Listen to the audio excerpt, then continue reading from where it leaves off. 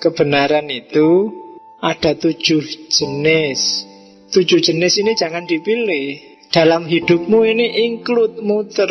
7-7-nya ikut main. Ada kebenaran yang eksklusif, hanya milikku.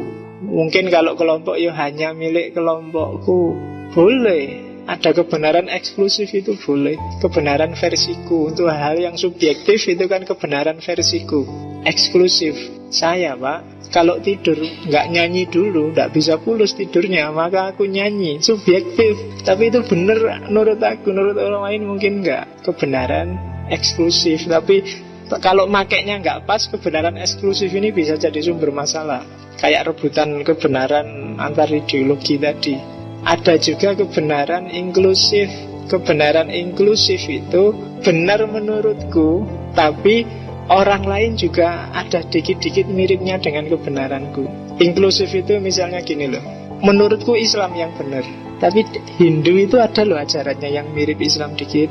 Di Kristen itu ada loh yang kayak Islam dikit. Ini inklusif. Orang lain juga punya kebenaran kayak kebenaran versiku, tapi yang benar tetap aku. Itu inklusif. Kukuh pada kebenarannya, tapi orang lain juga punya andil kebenaran. Ada kebenaran pluralis. Kalau kebenaran pluralis itu multi perspektif. Dia punya kebenaran sendiri, aku punya kebenaran sendiri.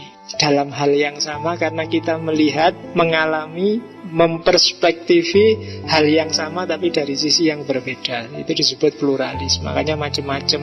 Ada pluralis, ada universal. Kalau pluralis itu tadi kan barang yang sama dilihat secara berbeda. Kalau universal itu full, orang sedunia juga mikirnya begitu. Kebenaran yang objektif 100%. Apa ada? Ada.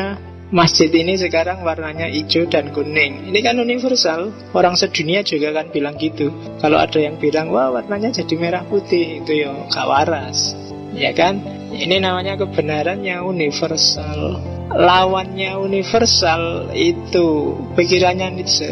Kalau ini tadi kan kebenaran full. Ada kebenaran yang nihilis. Tidak ada kebenaran itu. Kebenaran itu miliknya setiap orang sakarepe boleh. Dia bisa membangun kebenarannya sendiri sesuka hatinya, asal dia punya power, asal dia punya jaringan kuasa. Itu kebenaran versi nihilis. Gak ada nilai yang diperjuangkan sama sekali. Ada lagi kebenaran pesimis. Kebenaran itu ada sih, tapi kita nggak mungkin bisa nyampe. Setiap orang mandek sesuai persepsinya sendiri-sendiri. Ada lagi model sufi.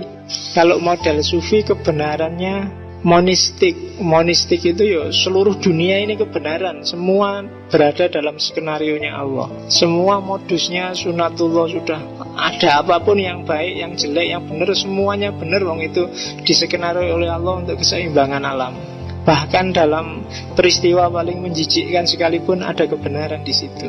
Itulah cara Allah untuk bikin keseimbangan, memperingatkan manusia, mengembalikan harmoni. Itu kebenaran monistik. Yang paling salah sekalipun ada benarnya, karena melihat realitas yang satu. Dan seterusnya, itu sebenarnya pelajaran epistemologi.